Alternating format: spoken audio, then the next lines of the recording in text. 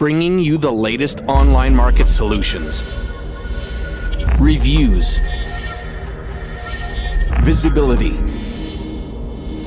presence, social marketing, helping your business monitor, manage, and build your online reputation.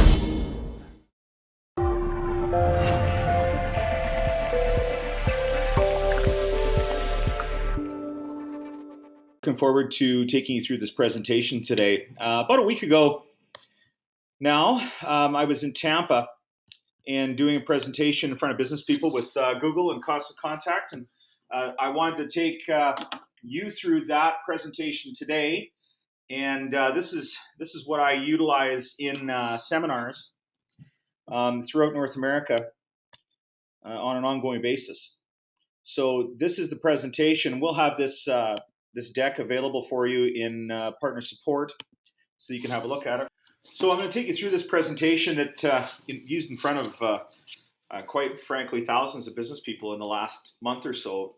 We've included a couple of new things. We have a new version of what we call the sales tool. It's being rebranded as an assessment, an online reputation assessment for businesses. We're very excited to launch this product officially in a couple of weeks. It's in beta with a few of our partners. I've been using it in the field now for almost a month, and customers are really enjoying the information that we're providing, and salespeople are finding it very helpful when they're painting the picture of how a business's online reputation looks. So let's first of all start off with this. I'm just going to take you through this presentation. I might stop at a few moments in here to explain what we're trying to do with the presentation, so that when you're able to emulate this when you're doing presentations to clients. But so off the beginning of the presentation, we have to paint the picture for a business person that things have changed.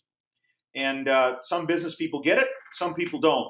So we like to talk about the smartphone and how that has really changed the way that we search for things. Not necessarily specifically how we search for businesses, but how we even search for phone numbers of people that we might call on a daily basis. And there are a number of people that we contact on a daily basis that we don't remember their phone number anymore, because why would we? It's just a contact in their device. So the smartphone really has been the catalyst to this revolution. And that personal computer that people are carrying around is more powerful than the computer that put a man on the moon. And when I'm doing these seminars, this is pretty typical of a business meeting. And you can tell if you're engaging your crowd or not, because if they don't go to their phones, their tablet, or their laptop, you might have their attention. So the phone is a pretty good indicator as to whether you're keeping people's attention in presentation. I like to bring this up at the beginning of a seminar. In fact, if somebody's on the phone, I usually point them out in the crowd, say, I'm sorry, I lost Song here in the first row already. He's already on his phone. But this is pretty typical because we have that information at our disposal. And there's a couple different stories that we could tell around this, because we want the business person to understand and to start thinking about the way the phone has changed the way that we communicate and how important it is. Now, we get this because we're in the digital media space, how important a phone is, or local search, or having correct visibility, or a good online reputation. But the business person that we're dealing with has so many other things on their plate that we need to paint a picture as to how important the phone is, so they understand the next part of the presentation that we're coming around to. So the one thing I like to talk about is, in the past year, the thing that happened that caused me the most anxiety, and I think everybody would be pretty similar in this. It's not when you had a car accident. It's not when your vehicle had a flat tire. It's not maybe when other instances happen. It's when you potentially, or if you actually, this happened to you, when you lost your phone. It is like a piece of your being is gone. And until you replace that phone, it might be the most exciting 4 or 5 hours that you've had, because nobody can get a hold of you. But in the back of your mind, you're always thinking about who's texted me, who's emailed me, what am I missing out on social media channels. So when you start talking in those terms to business people, they start thinking, yeah, the phone is pretty important. I was doing some presentations for television stations here in the last couple of weeks. And one thing we like to talk about in the TV space is, and I know I do this for sure, you're watching a TV show, you see an ad about a product or service that you like, you go to your phone or tablet or laptop and you search it, because you usually have a device at your fingertips. So while you may be watching the big screen, you have a little screen where you can do searches and find out more information. So that is how things have changed from traditional media now to digital media, and why this service that we're offering to business people, online reputation, is so important. And that is, I'm going to prove without a shadow of a doubt in the next 15 minutes that a business's virtual doorway is more important than their actual doorway. The digital footprint of a business, what you say about yourself, is coupled with what others say about you, and that's your digital shadow. So how you're listed online, where you're listed, and what people are saying about you is vitally important to your lifeblood of inbound leads. And if something's out of sync in this picture, it's going to stop people from doing business with you. So that virtual doorway, when we think about a business's actual doorway, businesses spend a lot of time on that. They sweep the parking lot, they make sure the lights are turned on, they've got a nice sign, they make sure there's no fingerprints on the doorway. How much attention have you as a business person paid to the virtual doorway to your business? Because it's more important, because everybody does a search. So traditional advertising, and we deal with lots of media companies, and I would say to you, when I'm talking to salespeople that call on small and medium business people, the one thing that they'll tell me is, and this comes up in every sales call, my traditional advertising doesn't work the way it used to. And that's true. It is not as effective as it used to be, Mr. Business Person. But one of the reasons might be is one of these things on this slide is out of kilter, or maybe two of them are, which is even worse. So the first is your visibility, how and where you're seen on the internet, and that anchor data or how you want to be seen is not correct. So what is visibility? It's what you put on your business card. It's that name, address, phone number, website. It's how you want to be seen. And it is on a number of different places of the internet. It's on search engines, it's on review sites, it's on directory sites, and it's on social sites. And if that information isn't correct and isn't consistent, it's going to be blocking people from being able to find you. So being findable is all about what visibility is for a business. And then let's say that you are findable. I search you and I find the right information. So that means I can put you into a map in my Google Maps and I can go find your business. Visibility is correct. But when I do that search, I see that you have a negative reputation, or worse yet, you have no reputation. So those two things can then be blockers. Search is the very best thing that happened to businesses because it made it very easy for you to be findable. But it can also be the very worst thing because I don't even get a chance to come in your business to see what you're all about. I can just tell by looking at you online. And people say, well, reviews, I wonder how many people really read through reviews. Well, you don't even have to read through reviews anymore to find out how a business is graded. And I'll tell you about a little story. I was in New Orleans a couple weeks ago. We were going to a restaurant after our seminars there. We were doing seminars for the Fox TV stations in New Orleans. We walked by this restaurant called Luke. The sign was fantastic. The front door was awesome. Parking lot was clean. We looked inside the restaurant, and it looked like there was a bunch of people there enjoying themselves. But we didn't walk in. We did a search on Yelp of Luke Restaurant, and their reputation online was a 4.5 out of 471 reviews. We didn't look at any of the reviews. We didn't read any of the reviews. We just had to look at that bar. And if you've been on Yelp, Google Plus, or any of these various sites, you'll see it. It's got the rating based on the number of reviews. So in our opinion, if 471 people have been there and 4.5 star rating is their average rating, it's pretty good. We're going to have a good experience. So even though the actual doorway to that business and the look of it from the outside was pretty good, we didn't trust that. We said, we're going to go check reviews. So that's why visibility and reputation are so important. And when I'm doing these presentations in seminar, and since that instance, I've told that story, people know it because that's what we're doing. Because the vast majority of Canadian and US consumers are using online reviews to make their buying decisions. And I'm going to show you in a few moments some numbers and some stats that you can relate to your clients as to how important this is. This is the world we live in. We have to paint a bit of a picture here because maybe to some of your clients, some of these companies might be foreign to them. I know, it's hard to believe, but keep in mind, they're busy running their businesses. They're not experts in digital media like you are. So we like to paint a little bit of a picture of the world that they live in.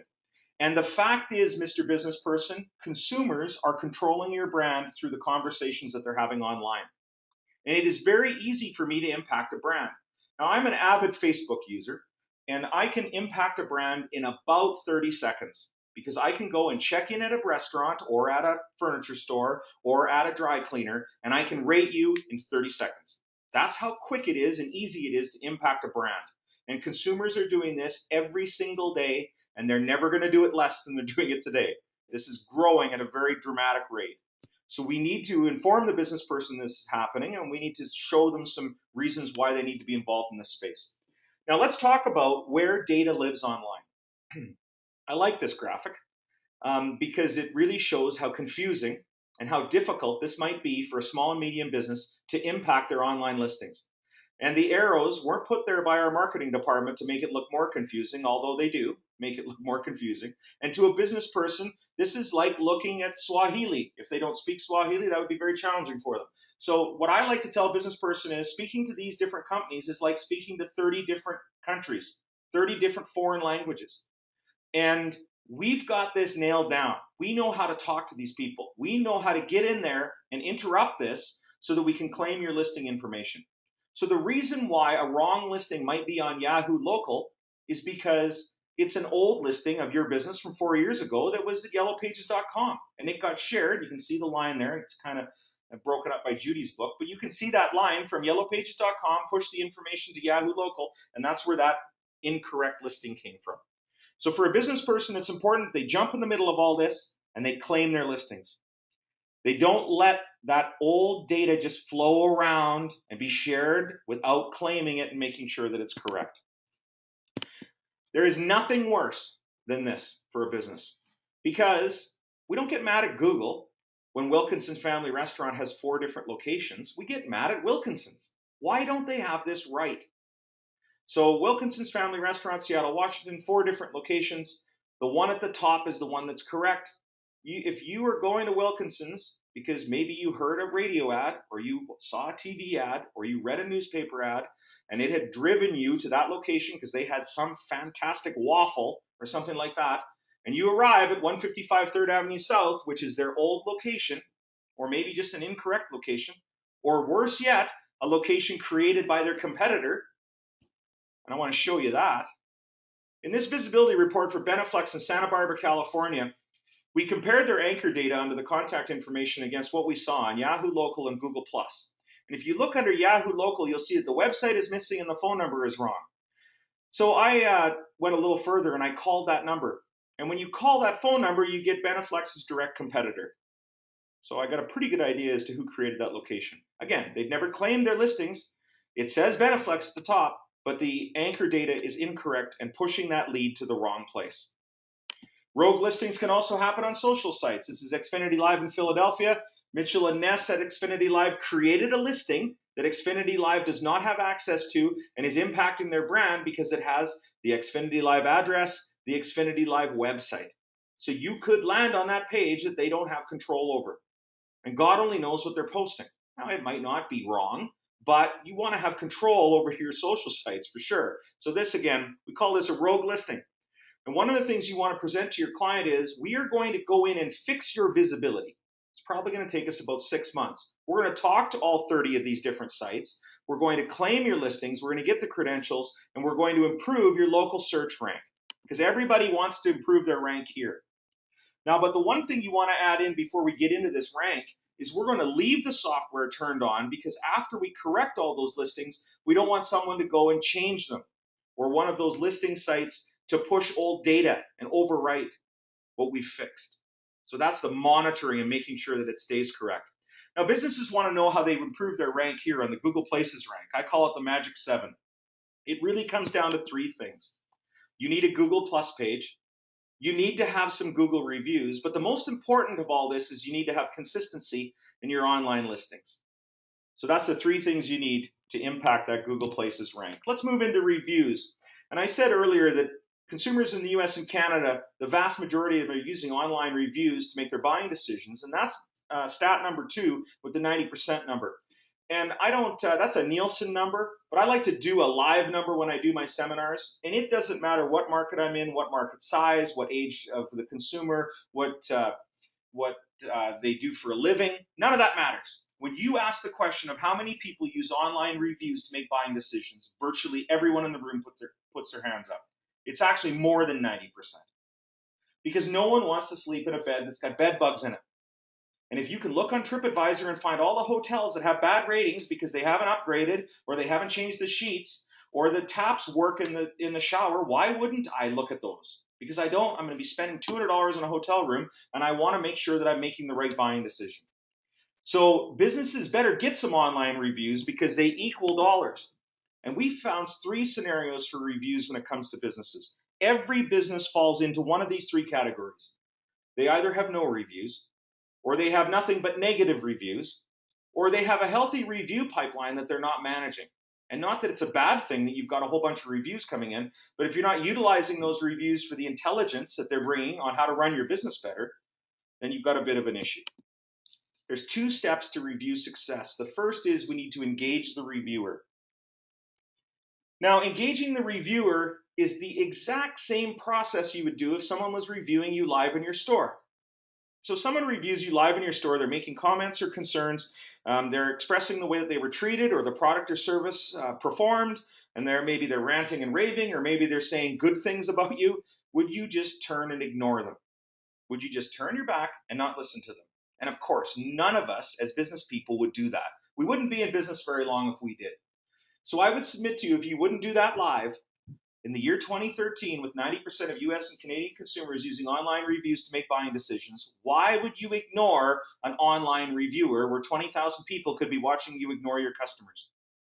Now, the reason that business people don't engage reviewers is it takes a huge investment of time. And remember back to that screen where we had all those different listing sites, you got to speak all those different languages. So it is a huge investment of time. In fact, I've had some restaurant and car dealers tell me that it is taking between 6 and 8 hours a day to manage their review pipeline. So wouldn't it be nice just to have a trusted provider that's going to take care of this engagement correctly? Now, I was impressed when I found this example because it was from 2010. And you'll see that it's a hair salon in Edmonton, Alberta, Canada. And the customer had responded, or the business person had responded. But the one thing that they did, and this is back in 2010, so I'm just impressed that they responded, but there is a new, maybe not exactly new, it's been happening over the past year, but there is a best practice on how to respond to this. The first thing you want to do is you want to say, I'm sorry we had a problem. So right here, I'm regretful that you had a less than stellar experience. I've never had a complaint before. So you might want to say something to that effect. We do a great job of taking care of our customers, and somewhere here there's been a miscommunication, and I own the place, and I would like to solve the problem. So the picture I'm painting for you here is when we respond to this review, we want to do the exact same thing we would do live in a business. So imagine someone is ranting and raving and has a negative experience. We come over as the owner of the business. We say to them, hey, I'm sorry you had a bad experience. Let's see if we can solve this. And they're not very happy. Would we fight it out toe-to-toe in front of all of our staff and other potential customers? Of course we wouldn't. We'd invite them into a quiet room, our office, so we can discuss the problem. We can calm the person down. We might offer them some sort of an incentive, but we don't want to offer an incentive and calm them down and go back and forth in front of a whole bunch of people. So when you do this reach out on the response, you want to say, sorry you had a less than stellar experience. Here's my phone number. I own the place, and I'd like to solve this problem. Give me a call so that I can take care of this. And we move them into that quiet room. So we're engaging the reviewer. We ask them to phone us. We speak to them on the phone. We solve the problem. We may give them a $30 gift certificate, but at least we're not doing that online. Now, businesses that have offered $30 gift certificates to negative reviewers online have found something very interesting happen. They just got a whole bunch of other negative reviews because people say, well, if I complain, I'm going to get $30. So that's what we don't want to do. We want to get them in a quiet room. We want to speak to them. It's going to be a one-on-one conversation. It's very authentic. The upset customer likes the fact that you reached out to them because most businesses don't. You can solve the problem, and then you get a chance to engage in what I call the holy grail of review management. And that is, the only person who can remove a negative review is the person that posted it. So if you've solved the problem with the negative reviewer, you're fully within your rights to ask them to take it down. And that's going to help that rating, your average rating on review sites. So that's engaging the reviewer. The second step in review success is harvesting user-generated content. And when I started saying those words in seminars about a year ago, I would get a blank look on some people's faces. They go, what's user-generated content? Well, this is what user-generated content is. It's word of mouth. And customers have been telling me for the past almost 30 years that word of mouth is the best form of advertising. So I'm excited that I have a chance to sell business people word of mouth, because that's what the 4 and 5-star reviews are. They're positive word of mouth about the way that a consumer has been treated, and we should harvest that information and we should amplify it on their social media channels. So we're going to take that 4 and 5-star review and we're going to push it out on social media. The other thing that we've seen in the past year is businesses are creating recommendations tabs on their websites. And then they're taking these 4 and 5-star reviews and they're putting them onto a recommendations tab. Because as consumers, we're starved for online reviews, so we're also going to recommendations tabs on businesses' websites to read good things, that good word of mouth about a business. How important is online reputation? Well, this is a nice little nugget that was published in the New York Times on September 22nd. It actually was on NBC and ABC and CBS News as well. What a great story. It's about companies that were populating phony positive reviews. A year-long investigation by the Attorney General of the state of New York, and they reached agreements with 19 companies for their misleading practices. What they were doing, they did have one thing right. The way to deal with negative reviews is to engage the reviewer and try and get them to be taken down. The other way to deal with negative reviewers is to bury them in positive. It's just a numbers game. You got 5 people hate you on Yelp, put 25 people on there that like you, you get a good average rating. So they had the right idea of getting positive reviews, but they were putting fake reviews online. And what the Attorney General says, and this is in the quote at the bottom of the story, what we found is even worse than old-fashioned false advertising. Because when you look at a billboard, you can tell it's paid advertisement. But on Yelp or City Search, you assume you're reading authentic consumer opinions, making this practice even more deceiving. And what we found is even other jurisdictions in the US are looking at companies that have been doing this type of work. We call it black hat reputation management, and they are moving in to force them to pay some penalties. So this is how important online reputation is to businesses in today's day and age. So let's talk about the scenarios when it comes to businesses. And this is a really important piece that we've been presenting to business people. It's a cutting edge piece of technology. It's a postcard. It comes in 4x6 and 3x5. It's not the fact that it's a postcard that makes it cutting edge. It's what it does inside your business. Now, we know we need to get online reviews because 90% of US consumers and Canadian consumers are using online reviews. But part of the problem is we may not be listed correctly on the most popular review sites. So when you look and see that you have a negative reputation or overall reputation online, it's because you may not have a Google Plus listing, Mr. Business Person, or you may not have a Yelp profile. So if I love you, I really don't have anywhere to go to post it. So that's part of the problem. And business people will say, well, I get all sorts of letters and email coming to me. And I had people at a customer appreciation day say great things about me. We sell 150 cars a month, but that hasn't populated online. Well, first of all, we have to fix where that information goes to. So we're going to help with the first 2 things here. No reviews, negative reviews. And the first thing we have to do is fix this. We've got to get Google Plus and Yelp correct so that that consumer has a place to go. Then we print up 500 of these postcards. And you'll see up above there, we have where the name of the staff member. We have a meeting with all our staff. And we say, we need to get some positive reviews. We got a real problem here. We have either negative reviews or we have no reviews whatsoever. So we have a meeting with all our staff. And one thing I know about staff is they like money. So what you could do is bribe them. And you could say, go out and get me some positive reviews. And if they mention your name in the review, I'm going to give you cash for them.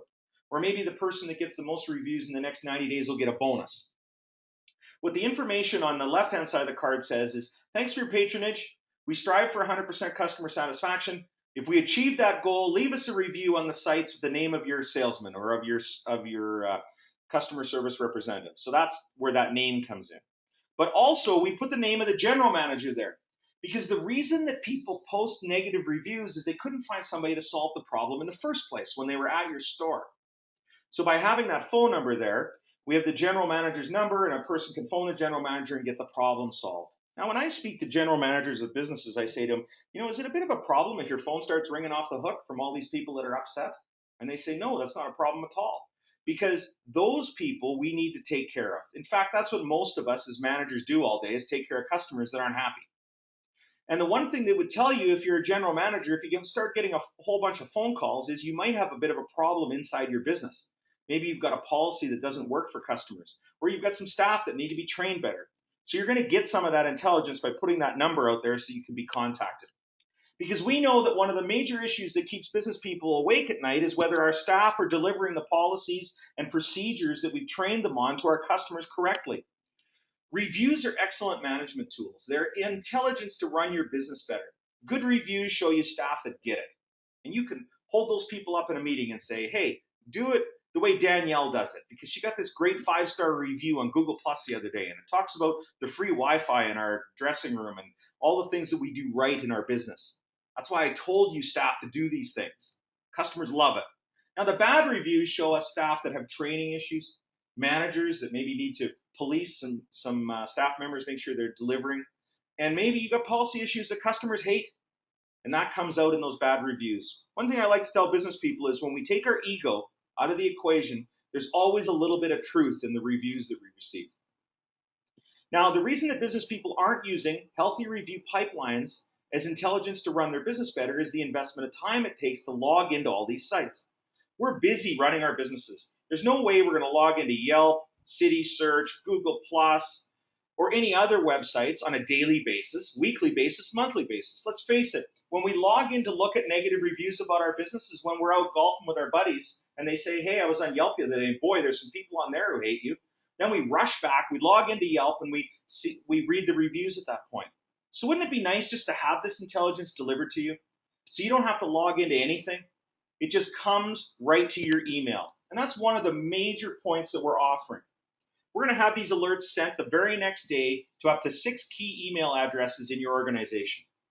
All the managers, shareholders, they're going to get these alerts. We're going to turn reviews, very positive and very negative mentions. Reviews come from structured data sites. The very positive and negative mentions come from everywhere else on the internet. And we have an algorithm underneath the software that grades these comments and then notifies you. Something very positive, you might want to republish it. Something very negative, you need to deal with it. So that's that information, that intelligence to run your business better, delivered to you in the way that we know business people like to receive things. Email. You open email all day long. You don't have to log into something, put credentials in, username, password. If I have to remember another username or password, it drives me nuts. All you have to remember with this is to answer your email. Now, we can provide an initial assessment of your online presence. And this is what this new online assessment looks like. And we have been doing some very intense R&D over the last 8-10 months on what we needed to change in what we did call the sales tool. And now we have this new online presence assessment. And this is, it's fantastic. First of all, we have industry numbers in here as well. So if you look beside the D that we've graded Clearview Mall in New Orleans, we gave them a D because they should be found on 29 sources and they're only found on 7. The industry average for shopping malls is the number that's in orange underneath, and it shows 11. So most shopping malls in our system get an 11. They've only got 7. Thus the D. They need to make some improvements. And the interesting part about this tool is we made it very easy for you as a salesperson, because if you look to the right by the light bulb, those points are points that have come from the presentation that I just did. So under reviews, if you look at this, they get 2 reviews a month. The industry average is 6. 88% of customers say buying decisions influenced by online reviews. So as you're walking through this, you can tell the story that we just talked about with the client. And they're very interested because this is a report card on their business. We went out and took a snapshot of the visibility, reviews, social media. They actually do pretty well on social media, and their websites. And we tell them how they shake out against the industry, and we also tell them what issues they have. One of the reasons the Clearview Mall gets a C is because they don't have their phone number on the opening page of their website. So this is that online presence assessment that is available for you to use to prospect to your clients. Very, very powerful stuff. At the end of the seminars that we've been doing for media partners, we'll have these printed out because we capture the business's name and phone number when they fill out the invitation to come to the seminar. And then we have the rep standing there with the presentation at the end and walk the client through it. Very powerful stuff. Let's talk a little bit about mobile. We've really focused on reputation intelligence. I'm just going to show you a couple things we use when we talk about mobile in market. 2005 St. Peter's Square, big event happening. Pope's about to walk out on the podium. That's what it looked like in 2013. We know that mobile's taking over. We got to paint a bit of a picture for business people to show them how important it is. November 15th is the big day, 14 days away. Mobile search will eclipse desktop for the first time in history. And if your website is not mobile optimized, you're missing out on potential business. Did you know that there are more smartphones in the world than there are toothbrushes? It's a disgusting fact, but it's true. Mobile visitors are 5 times more likely to leave a website that's not mobile friendly. Oh, and by the way, 23% of us take a mobile device into the restroom with us. I don't know what we do in there with it. I don't really want to know, but that's a stat.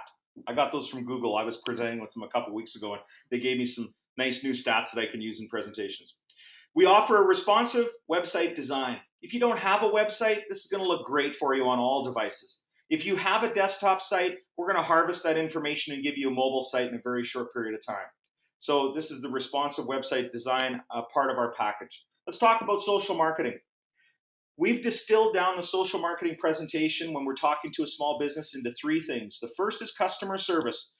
Business people went out and they created these channels: Facebook, LinkedIn, Google+, Twitter. They put the logos on all their material. They put on their business cards, they put in their catalogs, they advertised it in their media, and they were okay for a while in monitoring these 4 channels. It takes pretty good investment of time, but then they just stopped, and people have been reaching out to these businesses on these channels. And I see examples of it all the time when we log a customer in. They're not doing posts, they're not responding to questions. And if you tried to phone anybody that's under 30 recently and have a conversation with them on the phone, it's a bit challenging because people under 30 don't talk on the phone anymore, they just text. And they ask questions on social media channels because these are your phone lines ringing at your business essentially. And they're asking questions like, what time are you open until? What products or service do you offer? Do you deliver your dry cleaning? Things like that. So if you have these channels and you're not answering the questions that are on there, it essentially is like having phone lines at your business that aren't being answered.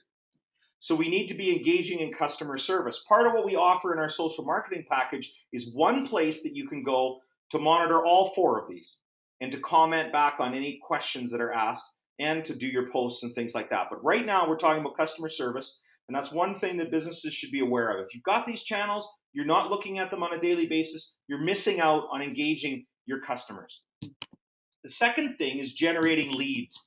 Every day, consumers are declaring their intentions on social media, and those intentions are real-time leads. And this is an example of what that leads piece looks like, where we can set up lead searches. And I brought these down into 4 great ways to develop leads for businesses. The first is an actual keyword lead search. So you picture the tire shop. Flat tire, that's our keyword we put into our keywords we put into the tool. We put a 50-mile geofence around our tire shop. Somebody tweets they got a flat tire. They'll probably not just say they have a flat tire. They'll probably maybe swear, might say some blue words in there. But we capture the fact that they said flat tire, and we flag it, notify the business person through the tool. So that's actual keyword lead searches. But there are other ways to use this tool that are very effective when it comes to lead searches. And the first is tourism leads. And I'm not saying that you're sitting, you're in Vegas, because Vegas is a big tourist spot. I mean, there are events happening in your marketplace that people talk about. And we find that tourism or events are some of the most talked about things on Twitter. So if people are going to, our football team here, where our office is located, is the Saskatchewan Roughriders. There's probably lots of people talking about Saskatchewan Roughriders when there's a home game. Or we have some partners that are in Philadelphia, right across from where the Eagles play. And people tweet about their sports teams all the time. So if you were the business across the street from one of these large venues, you might want to reach out to all those people that are right there, because you can see them on Twitter talking about it, and say, hey, I'm the restaurant across the street. Or if they're coming to town for the rodeo, you might want to reach out to them and say, hey, I sell F-350 trucks and I've got a rodeo special this weekend. It's really no different than buying that sponsorship ad that you bought from the media company. And they said, hey, we're presenting an event in town, buy a sponsorship of it. Maybe those people coming to the event would want to come to your store and buy your product or service. Same thing. We've got an event happening in town. We reach out to those people and say, we're offering a product or service and we're in the marketplace. Now, we also have specific tourism leads, like the jet ski operator that's at Key Largo, Florida. He does a search in Miami of everybody talking about going to the Florida Keys this weekend. He can then reach out to those people and say, I'm at mile marker 25, rent a jet ski from me. So that's what I mean by tourism leads. Tourism and events and very popular destinations. People tweet about that stuff all the time, and you can reach out to them. The next thing, good old-fashioned guerrilla marketing. Imagine standing outside your competitor and handing out coupons to everybody that walks out the door. That's what this is all about. Somebody tweets about your competitor, you reach out to them and give them an offer from your business. And we also have what I call geo-targeted guerrilla marketing. So maybe you're the flower shop that's across the street from a really great restaurant that people are talking about all the time. You know that hundreds of people come there every day at lunch and dinner to go to that restaurant, and you're right there, the nice flower shop right across the street. You could reach out to those people and say, hey, the next time you're in the downtown area, come to my flower shop. Again, geo-targeted guerrilla marketing. You're not really going after the restaurant's business, but you're utilizing the fact that the restaurant's getting a whole bunch of traffic, and you're saying you're right across the street. You're in that geo area. So those are 4 different types of lead searches that we've come up that are very successful through our social marketing platform. And the final thing is building fans. And this is the thing that we, as digital media people, we paid a lot of attention to. We need to build some fans. We can't just run ads on our Facebook and Twitter because nobody wants to watch a TV channel with 24/7 commercials. So we need to throw in some entertainment. We need to post interesting and relevant content. And that's what you're able to do through the social marketing platform is use our RSS library to come up with some great posts. I was doing some work yesterday with a radio station in Miami, and they are in the top 40 space. And they have brought in through the RSS library, People Magazine, In Style Magazine. So they're a top 40 radio station, primarily going after females. So they're able to bring in magazine feeds and then find the story about Britney Spears or Christina Aguilera on The Voice and how she lost all that weight. And they can republish those stories and tag and put that on their Facebook channel. Because that's what the people who listen to their radio station want to read and want to engage in. So the same thing as if you were a restaurant and you had a fabulous quinoa salad. Quinoa is one of the hottest words in health food today. It's good for you. It's way better than potatoes and rice. I read this in a story. That's why I know that. So if you had a fabulous quinoa salad at your restaurant, you could harvest some information about why quinoa is so good for you from maybe Men's Health or Women's Health magazine or Muscle and Fitness or something like that, where they've done a story about quinoa. And then you could tag onto it. And don't forget, we got a fabulous quinoa salad at Saboroso Brazilian Steakhouse. So that's how businesses are using the RSS generator to come up with interesting and relevant content. And that'll help you vary your posts and build fans and followers. So how do we deliver this for a business person? We talked about a lot of things. We talked about a lot of things business people need to deal with. And at this point, usually the customers that we're dealing with in a seminar are their heads spinning. They're like, you made some really good points. We know this is important. I'm busy. How am I going to do this? And that's where we're going to take care of it. So I promised that we would go through a presentation where we show the business person how to solve these issues. And that's what Do It With Me reputation management. And why do it with me? Well, do it yourself doesn't work. And we know that because the business owner is busy. He doesn't really know what the best practices are. He doesn't go to digital conventions all over North America to find out what the new things are. So they're going to trust a media partner. They're going to trust a digital partner. And I have been going to these conventions all over North America, and media companies say to me, we want to become the digital agency of record. That's where the money is. We want to be seen as the expert. So that's why Do It With Me is the way that we want to do this reputation management. Because if we do everything for them, it lacks authenticity. And I ran into a couple businesses. They've got a 21-year-old guy in his basement doing their Facebook posts. Well, why do they have that person doing their Facebook posts? Because he knows how to use Facebook. He doesn't know about their business. He doesn't know how to build marketing campaigns. He doesn't know how to build interesting and relevant content. He knows how to log into Facebook and put a post on there and connect a picture to it. That's why they've got him doing it. So what we need to do is have a trusted media partner that are doing the work for the client and utilizing and talking back and forth with the client to gauge how the customer wants to relate to their clients. So that's where we've come up with the term full service concierge. It's reputation management. It's virtually hands-free. We should have virtually on this slide because we do ask business people to maybe respond in an email every once in a while.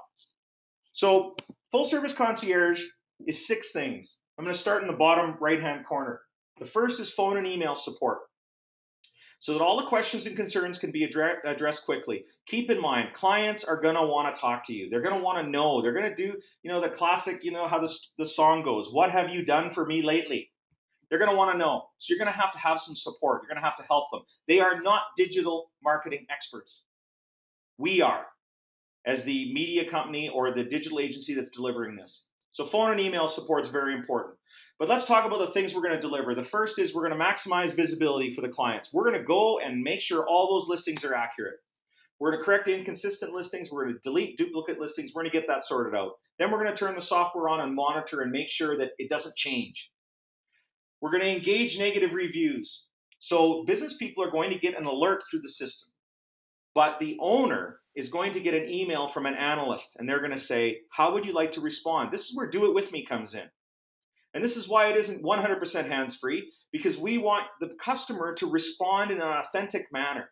Because as consumers, we can see a canned response coming a mile away. That negative review should be a reach out from the owner saying, give me a call, let me solve this problem. We're going to share the positive reviews. We're going to schedule them when they'll do the most good for your business, and we're going to put them on your social media channels. We're going to make them available to your webmaster to put them on your website. If you're buying the web solution through us, we're just going to put them on a recommendations tab for you. So that's the positive review sharing. And then we're going to do those regular social media posts. In this package, we're doing 2 a week. And we're going to use that RSS generator and produce those posts. Oh, and by the way, we're going to give you a report. And this is our virtually new Concierge Monthly Report. It's probably 90 days old. But it shows you the monthly stats of the tasks that we did. It showed you the actual work that we did. Some of these can get to be 8 to 10 pages, depending upon the volume of work that there is. But it's very transparent. And it's one of the things that's really been missing from digital media, because the clients are used to getting a tear sheet from the newspaper, a proof of performance from the radio station, an affidavit from the TV station of when their ads ran. So they're formulated, the formula is there for them to see that information. We're now able to give them a monthly report and say, this is what we did for you lately, Mr. Customer or Miss Customer. So what's the recap? The first thing is businesses' brands are no longer what they want them to be. It's what we say they are as consumers, because consumers are controlling conversations. Monitoring your reputation isn't enough. Businesses need to know what their customers are saying. They need to manage that information, and they need to build their reputation. And social media isn't just about followers and likes, it's about real-time leads.